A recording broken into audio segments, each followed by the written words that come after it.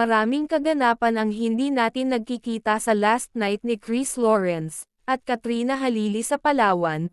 Makikita kung paano hinaranan ni Chris si Katrina at mukhang nakadedicated pa ang naturang song kay Katrina, na kinanta ni Chris, at sa huli nga ay may binigay si Chris kay Katrina na halata namang pinigil ang kilig nito.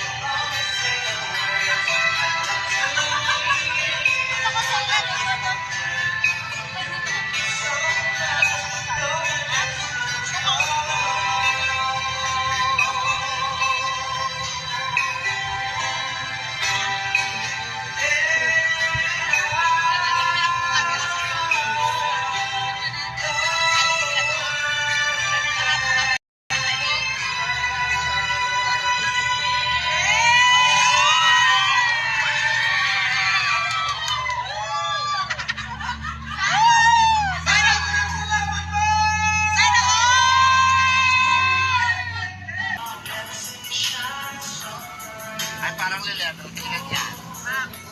Puro dona. Kaya for the video. Ilan yan? Masaya na kayo para makalipat na tayo. Dito kayo. Sayo na kayo dito.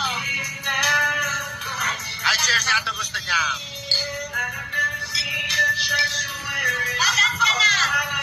Madance ka na. Ayun na naman. Madance ka na.